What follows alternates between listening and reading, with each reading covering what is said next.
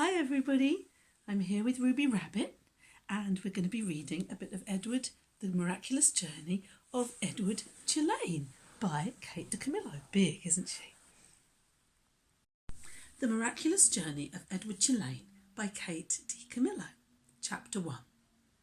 Once, in a house on Egypt Street, there lived a rabbit who was made almost entirely of china, which is what many plates and cups are made of.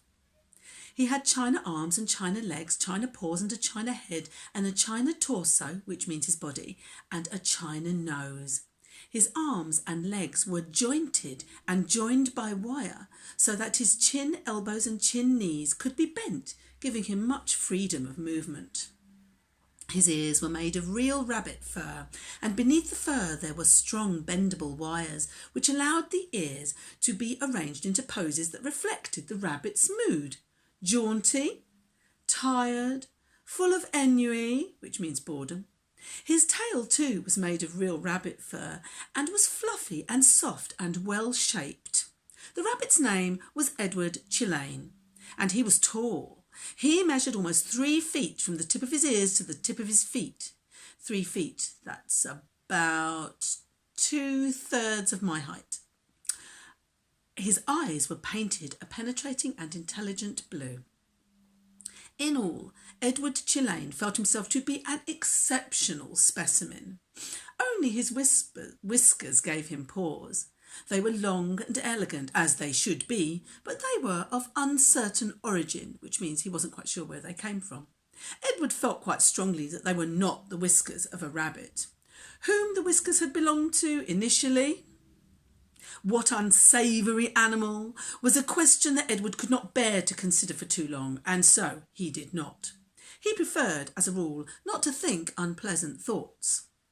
Edward's mistress was a 10-year-old, dark-haired girl named Abilene Tulane, who thought almost as highly of Edward as Edward thought of himself. Each morning, after she dressed herself for school, Abilene dressed Edward. The china rabbit was in possession of an extraordinary wardrobe, composed of handmade silk suits, custom shoes fashioned from the finest leather and designed specifically for his rabbit feet, and a wide array of hats equipped with holes so that they could fit easily over Edward's large and expressive ears. Each pair of well-cut pants had a small pocket for Edward's gold pocket watch. Abilene wound this watch for him each morning. "Now, Edward," she said to him after she was done winding the watch, "when the big hand is on the 12 and the little hand is on the 3, I will come home to you." She placed Edward on a chair in the dining room and positioned the chair so that Edward was looking out the window and could see the path that led up to the Tulane front door. Abilene balanced the watch on his left leg. She kissed the tips of his ears and then she left, and Edward spent the day staring out at Egypt Street, listening to the tick of his watch and waiting. Of all the seasons of the year, the rabbit most preferred winter, for the sun set early then and the dining room windows became dark and Edward could see his own reflection in the glass, and what a reflection it was. What an elegant figure he cut! Edward never ceased to be amazed at his own fineness. In the evening, Edward sat at the dining room table with the other members of the Tulane family. Abilene, her mother and father, and Abilene's grandmother, who was called Pellegrina. True, Edward's ears barely cleared the tabletop, and true also he spent the duration of the meal staring straight ahead at nothing but the bright and blinding white of the tablecloth. But he was there, a rabbit at the table. Abilene's parents found it charming that Abilene considered Edward real, and that she sometimes requested that a phrase or a story be repeated because Edward had not heard it. "Papa," Abilene would say, "I'm afraid that Edward didn't catch that last bit." Abilene's father would then turn in the direction of Edward's ears and speak slowly, repeating what he had just said for the benefit of the china rabbit. Edward pretended, but out of courtesy to Abilene, to listen. But in truth, he was not very interested in what people had to say. And also, he did not care for Abilene's parents and their condescending manner towards him. All adults, in fact, condescended to him, which meant that they looked down on him. Only Abilene's grandmother spoke to him as Abilene did, as one equal to another. Pellegrina was very old. She had a large, sharp nose and bright black eyes that shone like dark stars. It was Pellegrina who was responsible for Edward's existence. It was she who had commissioned his making. She who had ordered his silk suits and his pocket watch, his jaunty hats and his bendable ears, his fine leather shoes and his jointed arms and legs, all from a master craftsman in her native France, which means where she came from, France. It was Pellegrina who had given him as a gift to Abilene on her 7th birthday. And it was Pellegrina who came each night to tuck Abilene into her bed and Edward into his. "Will you tell us a story, Pellegrina?" Abilene asked her grandmother each night. "Not tonight, lady," said Pellegrina. "When?" asked Abilene. "What night?" "Soon," said Pellegrina. "Soon there will be a story." And then she turned off the light, and Edward and Abilene lay in the dark of the bedroom. "I love you, Edward," Abilene said each night after Pellegrina had left. She said those words, and then she waited, almost as if she expected Edward to say something in return. Edward said nothing. He said nothing because, of course, he could not speak. He lay in his small bed next to Abilene's large one. He stared up at the ceiling and listened to the sound of her breath entering and leaving her body, knowing that soon she would be asleep. Because Edward's eyes were painted, he couldn't close them. He was always awake. Sometimes, if Abilene put him into bed on his side instead of on his back, he could see through the cracks in the curtains and out into the dark night. On clear nights the stars shone, and their pinprick light comforted Edward in a way that he could not quite understand. Often he stared at the stars all night until the dark finally gave way to dawn. Chapter 2. And there's a lovely picture on my Kindle. I think it must be Abilene and Edward. And in this manner, Edward's days passed one into the other. Nothing remarkable happened. Once, while Abilene was at school, just checking it was recording. Once while Abilene was at school, the neighbour's dog, a male brindled boxer, inexplicably named Rosie, came into the house uninvited and unannounced and lifted his leg on the dining room table, spraying the white tablecloth with urine. He then trotted over and sniffed Edward, and before Edward even had time to consider the implications of being sniffed by a dog, he was in Rosie's mouth, and Rosie was shaking him back and forth vigorously, growling and drooling.